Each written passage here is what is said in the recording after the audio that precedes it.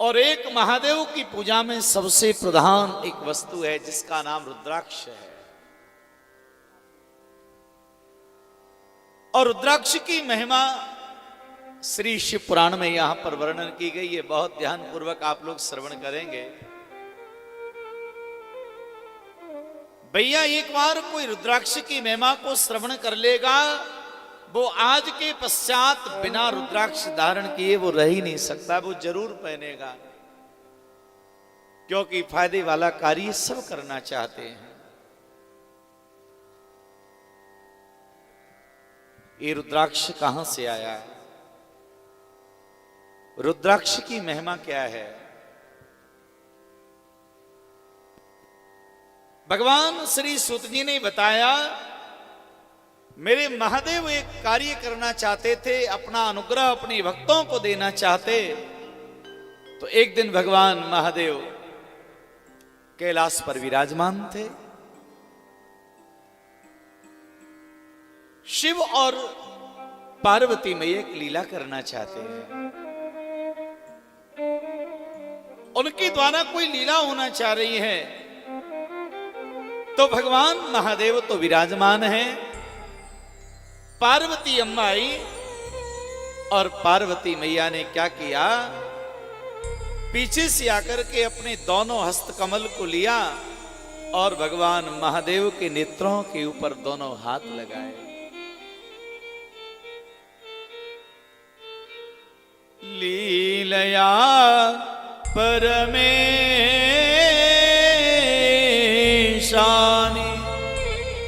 चक्षुर्मीलितं मया पुटाभ्यां चारुचक्षुभ्यां पतितां जलबिन्दवा।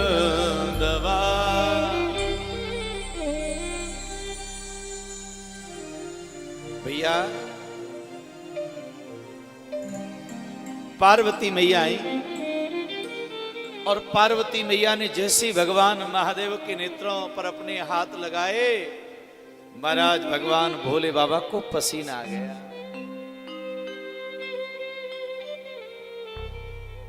और उसी समय भगवान महादेव के नेत्र के द्वारा एक अश्रु की बूंद गिरी है महाराज, एक जल की बूंद गिरी और वही एक वृक्ष के रूप में प्रकट हो गई। तत्रा अश्रुबिंदु तो जाता वृक्षा रुद्राक संज्ञिका। वही महाराज जल की बूंद जैसे गिरी एक वृक्ष के रूप में प्रकट हो गई और उसी का नाम रुद्राक्ष हो गया है। रुद्र कहते हैं भगवान महादेव को अक्ष माने होता है नेत्र। भगवान महादेव के नेत्र से जो प्रकट हुआ है उसी को रुद्राक्ष कहते हैं। रुद्राक्ष की जो आकृति है, जो उसका स्वरूप है, वो हमारे नेत्र के समान ही है महाराज। तो आप एक अर्थ में ये भी मान सकते हैं रुद्राक्ष भगवान महादेव का ही नेत्र है।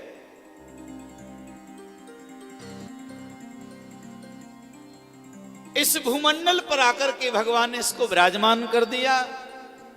4 प्रकार के वर्ण वाले रुद्राक्ष धरा धाम पर पाए जाते हैं। श्वेत वर्ण, पीत वर्ण, रक्त वर्ण, कृष्ण वर्ण। 4 प्रकार के 4 वर्णों के रुद्राक्ष पाए जाते हैं। तो यहां पर बताया ब्राह्मणा, क्षत्रिया, वैश्या, शूद्रा, जाता, महाज्ञा। 4 प्रकार के वर्णों के लोगों को इन 4 प्रकार के रुद्राक्षों को धारण करना चाहिए। ब्राह्मणों के लिए श्वेत वर्ण वाला रुद्राक्ष बताया है, क्षत्रियों को रक्त वर्ण का, वैश्यों को पीत वर्ण का और शूद्रों को कृष्ण वर्ण का। यह भी बताया कि महाराज सतयुग में श्वेत वर्ण वाले रुद्राक्ष के पहनने का महत्व था। त्रेता युग में रक्त वर्ण वाले रुद्राक्ष का पहनने का महत्व था। द्वापर में पीत वर्ण वाले रुद्राक्ष का महत्व था और कलयुग में कृष्ण वर्ण वाले रुद्राक्ष का महत्व है। सबको पहनना चाहिए।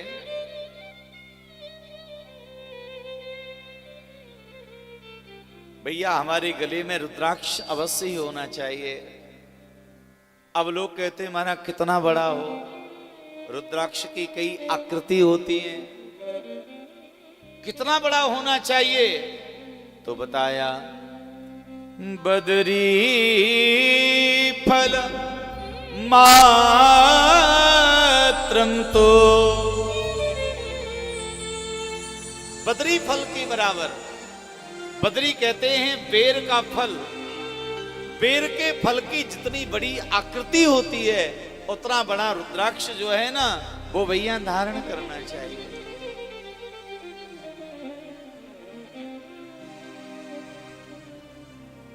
और उससे भी बढ़िया रुद्राक्ष बताया धात्री फल मात्रम, तो दात्री फल प्रमाणम। दात्री फल किसे कहते हैं? दात्री फल कहते हैं आंवला को। आहा, धन्य है मेरे महादेव। भैया ये आंवला का जो फल है, आंवला का जो वृक्ष है, इस आंवला फल को धात्री फल कहते हैं। प्रकृति का बहुत बड़ा वरदान है। कभी कभी विचार आता है हमारा सनातन धर्म कितना महान है। हमारे ऋषि जन, हमारे पूर्वज, उन्होंने ये परंपरा चलाई कि हमारे सनातन धर्म में आंवला वृक्ष की पूजा है, बिल्व वृक्ष की पूजा है, तुलसी के वृक्ष की पूजा है, पीपल वृक्ष की पूजा है, बट वृक्ष की पूजा है, समी वृक्ष की पूजा है।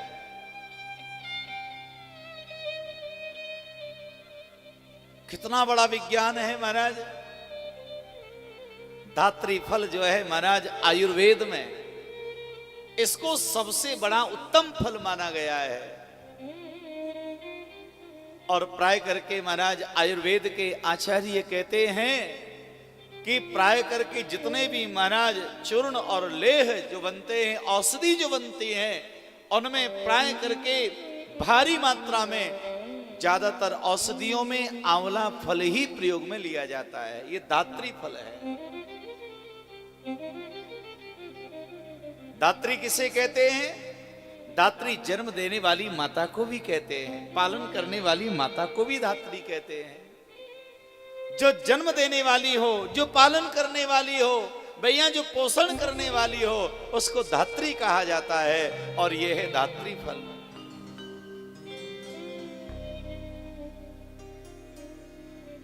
तो आंवले का जो फल है इसके बराबर का रुद्राक्ष गले में पहनना चाहिए। और आंवले के फल का सेवन किसी न किसी प्रकार से, किसी न किसी विधि के द्वारा हमारे घर में, परिवार में, छोटे से लेकर बड़े तक सबको प्रयोग करना चाहिए। बहुत आवश्यक है। मैंने इतने सारे रोग हमारे शरीर में आ रहे हैं क्योंकि महाराज जो प्राकृतिक जो औषधि हैं उनको हम परित्याग करते जा रहे हैं और उनको हम स्वीकार नहीं कर रहे, पाश्चात्य संस्कृति की ओर बढ़ रहे हैं महाराज।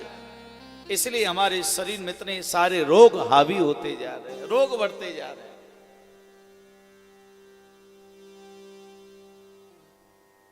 प्यारे सज्जनों,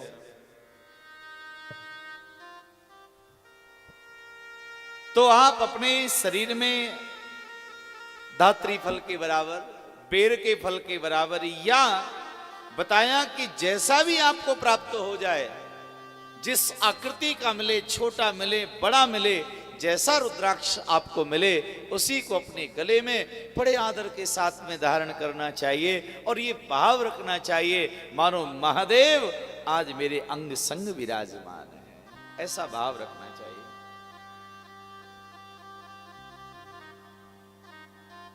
भैया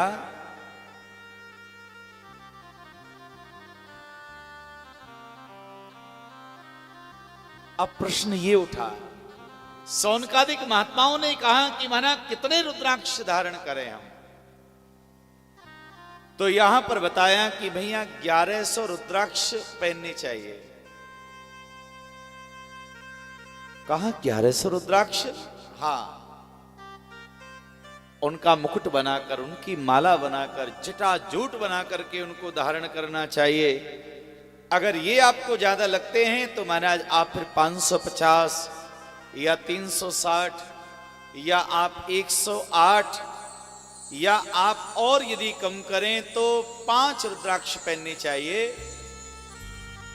और यदि 5 रुद्राक्ष भी यदि आप ना पहन सकें तो एक रुद्राक्ष तो आपके गले में अवश्य ही होना चाहिए।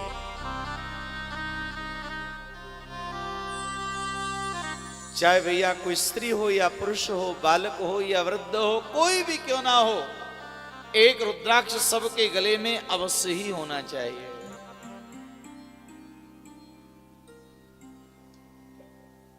अब आप विचार कर रहे होंगे रुद्राक्ष पहनने का नियम क्या है? नियम भी है, कुछ नियम है महाराज। रुद्राक्ष को कोई भी धारण कर सकता है। भैया रुद्राक्ष धारण करने का एक नियम तो है, कुछ वस्तुओं का त्याग करना पड़ेगा, खान पान में परिवर्तन करना पड़ेगा।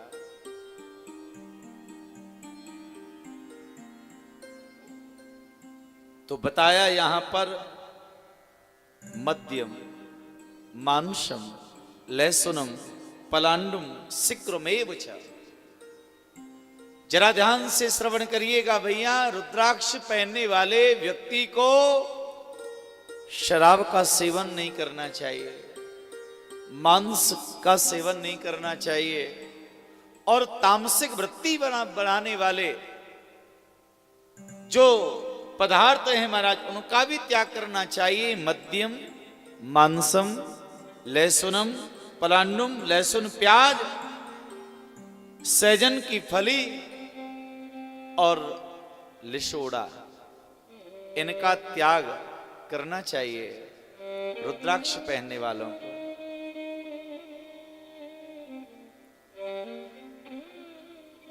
भैया अर्थ बिल्कुल स्पष्ट है कि भगवान महादेव के भक्तों को जो भक्ति के मार्ग पर आगे बढ़ रहे हैं, और भक्ति करने वाले प्राणियों को, भक्तों को तामस प्रदान करने वाली वस्तुओं का त्याग करना चाहिए।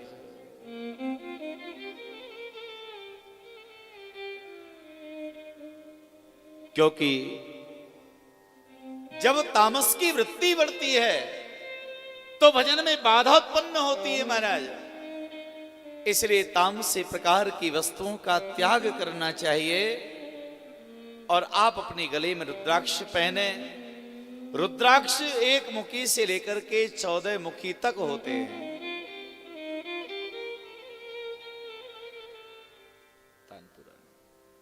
एक मुखी से लेकर 14 मुखी तक रुद्राक्ष पाए जाते हैं। तो यदि आपको एक मुखी रुद्राक्ष मिल जाए तो फिर कहना ही क्या है। एक वक्त्रम शिवम साक्षात् भुक्ति मुक्ति फल प्रदान तस्या दर्शन मात्रेण ब्रह्महत्या व्यपोहति।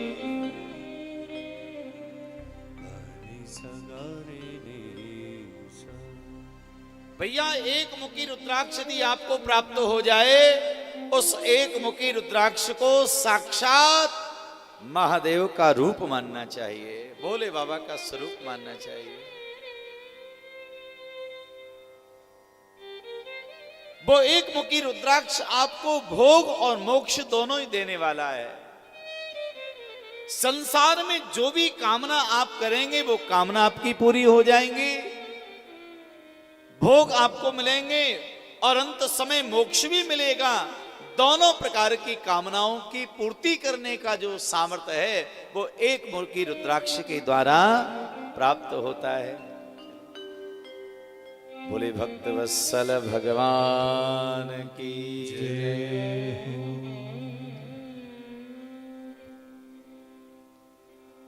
तस्य दर्शन मात्रेण, एक मुखी रुद्राक्ष का दर्शन करने मात्र से ब्रह्म हत्या जैसे जो पाप हैं वो मिट जाते हैं, महाराज समाप्त हो जाते हैं।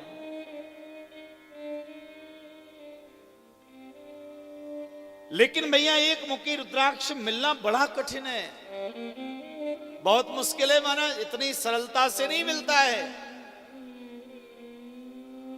वैसे आप जहां पर किसी भी तीर्थ स्थान पे आप जाएंगे, वहीं पर जगह जगह दुकानों पर आपको लिखा मिल जाएगा एक मुखी रुद्राक्ष प्राप्त करें।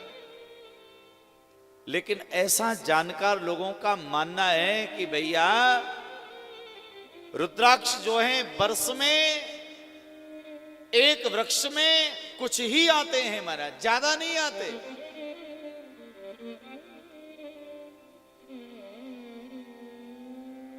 तो इतने सारे कहां से आए? तो ये कृत्रिम हो सकते हैं, बनावटी हो सकते हैं। लेकिन ये सत्य है, यदि आपको एक मुखी रुद्राक्ष मिल जाए तो वो साक्षात भगवान महादेव का रूप माना जाता है। एक वक्त्रम शिवम साक्षात, साक्षात महादेव का रूप माना जाता है। यदि आपको दो मुखी रुद्राक्ष मिले तो शिव और पार्वती का रूप माना जाता है। द्विवक्त्रो दिव देव देवेशो सर्व काम फल प्रदा।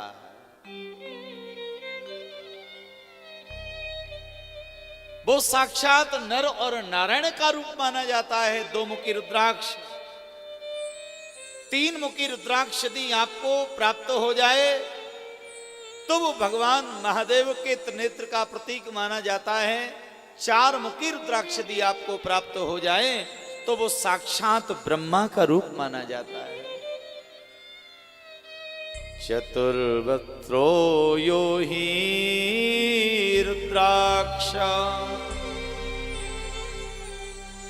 चार मुखी रुद्राक्ष जो हैं ये साक्षात ब्रह्मा का रूप माना जाता। चतुर्वक्त्रा स्वयं ब्रह्मा नरहत्या विपोहति दर्शनात् स्पर्शात्, दर्शन स्पर्श से महाराज हमारे पाप मिट जाते हैं। अब साक्षात ब्रह्मा जी का रूप माना जाता है। पांच मुखी जो रुद्राक्ष हैं ये भगवान महादेव के पंचानन का रूप माना जाता है। छह मुखी रुद्राक्ष जो है ये भगवान षडानन कुमार कार्तिक का रूप माना जाता है। सात मुखी रुद्राक्ष जो है ये सभी प्रकार की कामनाओं को पूरा करने वाला होता है। और आठ मुखी रुद्राक्ष जो है ये साक्षात भैरव का रूप माना जाता है। नौ मुखी रुद्राक्ष जो है ये साक्षात नव देवी का रूप माना जाता है।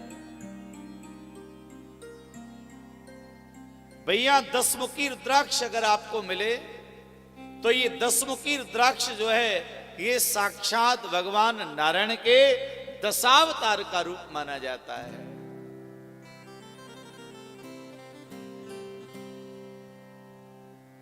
और 11 मुखी रुद्राक्ष मिले,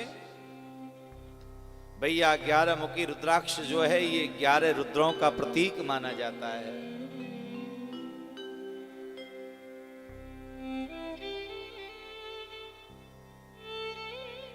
एक बार भाव से बोलिएगा हर हर महादेव, जरा जोर से बोलो हर हर महादेव।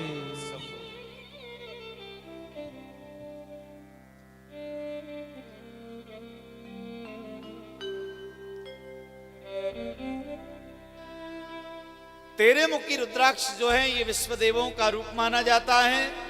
और चतुर्मुख चतुर्दश मुखो यो ही रुद्राक्षम परमः शिवा, 14 मुखी रुद्राक्ष भगवान शिव का रूप माना जाता है।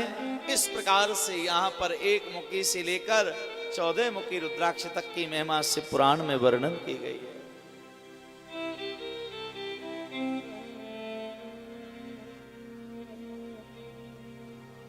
और भैया रुद्राक्ष पहनने से क्या होता है? किसी ने प्रश्न किया महाराज आखिर क्या होता है? भैया रुद्राक्ष की महिमा सुनकर के आप अवश्य ही धारण करेंगे, क्योंकि प्राय करके लोगों के मन में एक भ्रांति ऐसी रहती है कि किसी ने आपको लगता है कुछ करा दिया, किसी ने टोना कर दिया, टोटका कर दिया, या किसी भूत प्रेत का असर घर में है, अगर ऐसा किसी को प्रतीत होता है तो उन लोगों को रुद्राक्ष अवश्य ही पहनना चाहिए।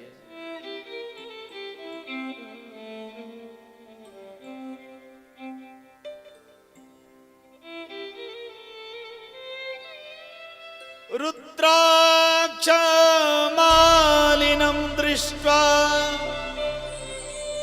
भूत प्रेत पिशाचका डाकिनी शाकिनी चैव ये चान्ये द्रोहकारका।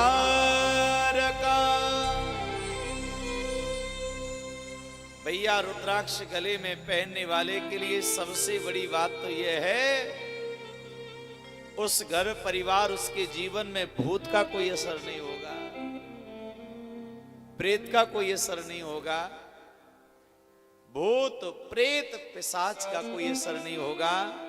डाकनी साकनी चैवा ये चान्ने द्रोह कारका।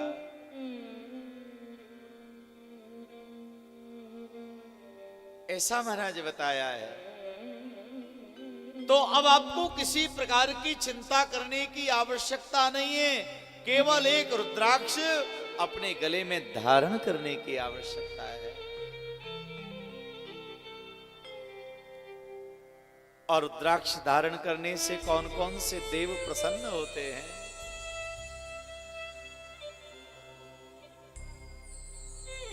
भैया यदि आपने अपने गले में रुद्राक्ष पहना है तो कौन कौन देव प्रसन्न होते हैं? तो यहां पर शिव पुराण में भगवान सूत जी वर्णन करते हैं। रुद्राक्ष